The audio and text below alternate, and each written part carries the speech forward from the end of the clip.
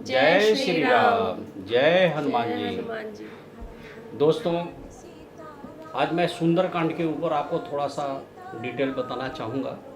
Detail क्या बताऊँगा, बहुत संक्षिप्त रूप से ही बताऊँगा कि मैंने सुंदरकांड लोगों को बताता हूँ। मैं एस्ट्रोलॉजर हूँ और उससे क्या क्या लाभ लोगों को मिलते हैं, उसका कुछ एग्जाम्पल आपको दिखाना चाहता हूँ। तो सर्वप्रथम हमारे YouTube चैनल पर आप जितने लोग हमें देख रहे हैं, सबको मेरा प्रणाम है और आपसे प्रार्थना है कि जब भी आपको समय मिले हमारे YouTube चैनल को लाइक करें, सब्सक्राइब करें, ज़्यादा से ज़्यादा शेयर करें। मेरे साथ यहाँ पे दो हमारी शिष्या बैठी हुई हैं। ये लोग कभी हमारे पास आया करते थे कुंडली दिखाने के लिए, तो धीरे धीरे जान पहचान बढ़ती चली गई। इन्हें हमने बताया कि आप सुंदरकांड का पाठ करो और श्रवण करो, तो इन्होंने सुंदरकांड इन दोनों ने किया और इन्हें बहुत लाभ मिले। सुंदरकांड हम विशेष परिस्थिति में बताते हैं।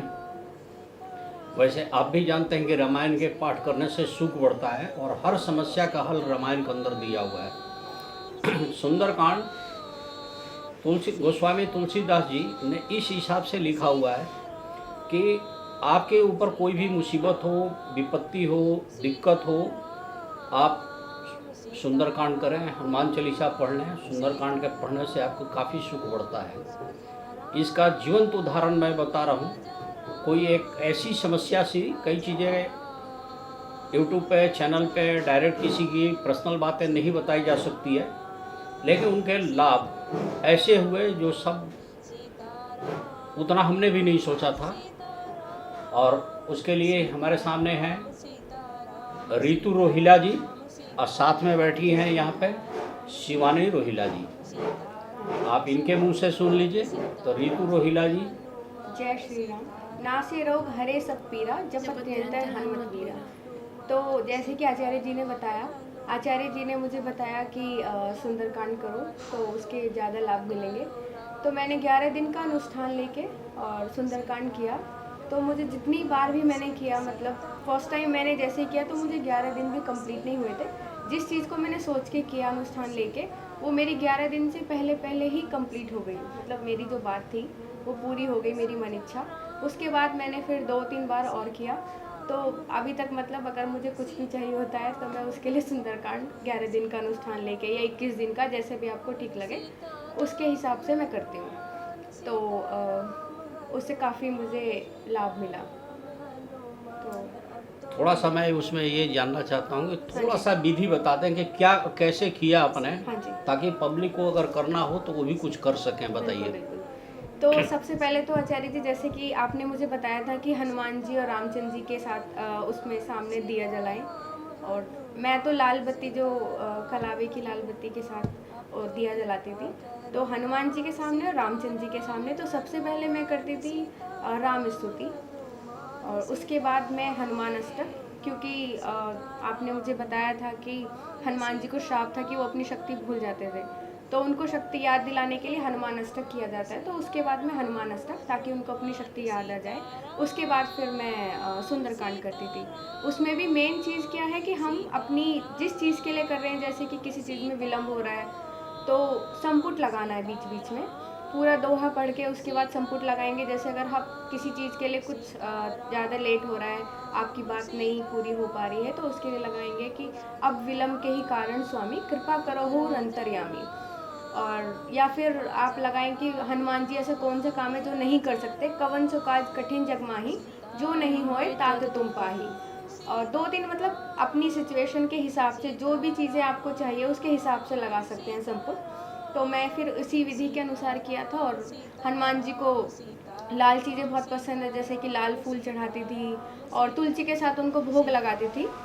तो ऐसे ही मैंने किया और मेरी तो प्रार्थना भगवान ने सुन ली, और मैंने 2-3 बार किया तो 2-3 बार मेरा सफल रहा। दोस्तों, सुंदरकांड के विषय में मैं आपको बताया चाहूँगा। सबसे पहले सुंदरकांड में खासियत देखिए क्या क्या है कि जैसे सपोज कि मैं अपनी बात करूं तो मुझे भी किसी ज़माने में अपने शक्ति का एहसास नहीं था। मैं नहीं जानता था कि गांव में घूमने वाला ऐसे ही मतलब आदमी इस लेवल तक भी आ जाएगा। ताकि हम भी किसी लेवल पर आके 4 आदमी के बीच में अपनी बात को रख सकें।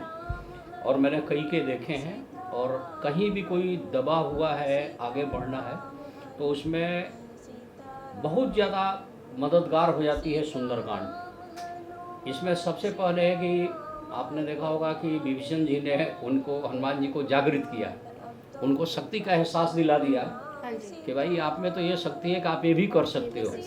तो हनुमान जी अपने पूरी आकार बढ़ाए जी। और वो अपनी शक्ति का पूरा परिचय दिया, और उन्होंने छलांग लगाया, छलांग लगाई। और छलांग लगा के वो लंका तक पहुंच गए।